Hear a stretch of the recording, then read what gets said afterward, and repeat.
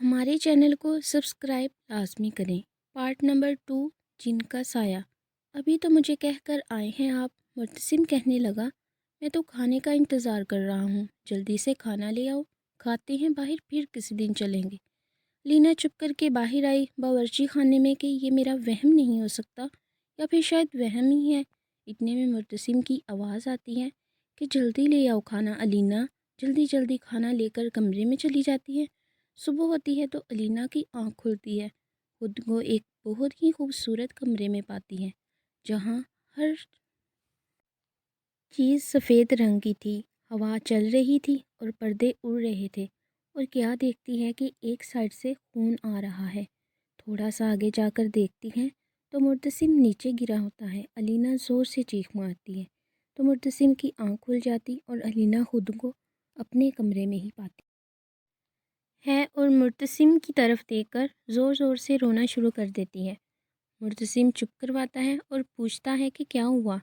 अलीना ज़ोरदार रोती रहती है और फटाफट उठकर नमाज अदा करती है और यासीन पढ़कर मुर्तसिम पर फूंक मारती है।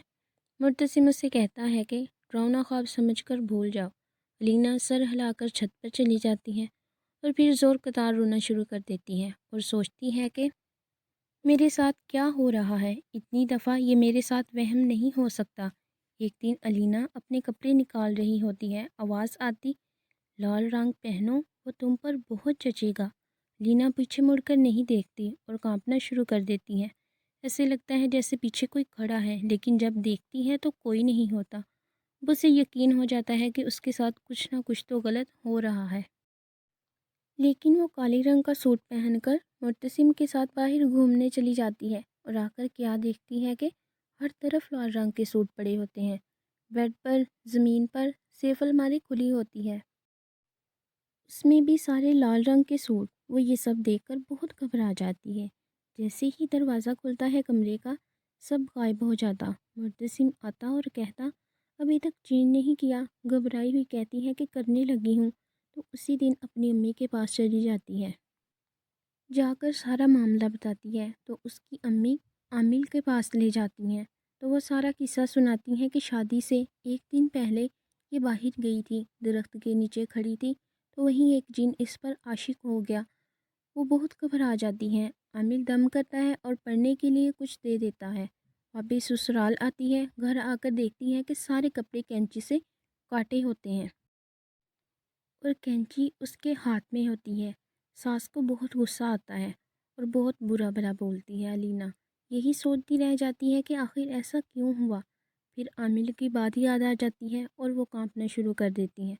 मुर्तसिम गुस्से में आता है और कहता है कि आजकल तुम बहुत अजीब हरकतें कर रही हो। अब ऐसे कर रही हो या शुरू ही से ऐसी थी। लीना को कुछ समझ नहीं आ रहा था कि क्या कहे। चुप करके रोती रहती है। मुर्तसिम उसे उसके मायके छोड़ आता है गुस्से में और सारा वाक़या बताकर आता है। माँ को तो सारी बात समझ आ जाती है, लेकिन वो कुछ कह नहीं पाती कि मेरी बेटी का घर ना ख़राब हो। 2 दिन बाद लीना की अम्मी उसे ससुराल में छोड़कर आती हैं और उन्हें कहती हैं कि ये इसके लिए नया घर है, शायद इसीलिए ऐसा हो रहा है। कभी भी ये अपने घर से बाहर नहीं गई और ना ही किसी रिश्तेदार के घर रहने गई है। इसीलिए शायद अलीना ये सब कर रही है, इसमें इसकी कोई गलती नहीं है। कुछ दिन अलीना ससुराल में गुजारती है, हंसी खुशी सब ठीक चल रहा होता है। एक दिन अचानक अलीना हाल में बैठी होती है कि उसे एक साया सा नज़र आता है। देख के घबरा जाती है, माथे पे पसीना आ जाता है और टांगें कांपना शुरू हो जाती हैं और डर के मारे ज़ुबान भी थरथराना शुरू हो जाती है। मुर्तसिम की आवाज़ आती है और साया गायब हो जाता है। मुर्तसिम आता है और कहता है, चाय का एक कप तो बना दो अच्छा सा, जल्दी से। मुर्तसिम अपने कमरे में जाने लगता है। क्या देखता है कि मेज़ पर गुलाब के बहुत सारे फूल पड़े होते हैं और पूछता है, बेगम, बड़े फूल सजा कर रखे हुए हैं। हल्का सा मुस्कुराती हैं, कहती हैं, अली लेकर आया था और यही रख कर चला गया। अली जो मुर्तसिम का छोटा भाई होता है। मुर्तसिम कहता है, अच्छा, और यही कहकर कमरे में चला जाता। अलीना डरते डराते फूलों को उठाती है और लॉन में कच्ची जगह खोदकर उसमें दफन कर देती है और कांपते हुए अंदर आ जाती है। जब अंदर आती है तो क्या देखती है कि फूल दोबारा वहीं पड़े होते हैं। लीना चीख मारती है, चक्कर खाकर गिर जाती है مرتسم اور باقی گھر والے دوڑتے آتے اور علینا کو اٹھا کر ہسپتال لے جاتے ہیں، اور پھر سب علینا کی وجہ سے پریشان ہو جاتے ہیں، لیکن علینا کی امی کو نہیں بتاتے۔ اور جب علینا گھر واپس آتی ہے تو ساسو ماں آرام سے پوچھتی ہیں کہ آخر کیا ہوا تھا۔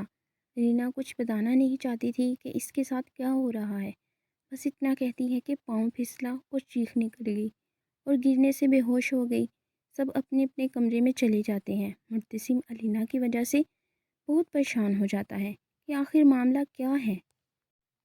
ایک دن علینا کو آواز آتی ہے کہ اگر تم نے کسی کو بھی بتایا تو میں تمہاری جان لے لوں گا۔ علینا ایک دم سے ادھر ادھر دیکھتی ہے، کوئی بھی نہیں ہوتا، ڈر کے مارے اپنی ماں کو بھی نہیں بتاتی کہ آواز آئی اور یہ سب سنائی دیا۔ ایک دن علینا صبح صبح مرتسم کی شرٹ نکالنے کے لیے سیف الماری کھولتی ہے تو بہت سارے نئے کپڑے اس میں ہوتے ہیں۔ علینا اور مرتسم دونوں حیران ہو جاتے ہیں۔ شکریہ، اللہ حافظ۔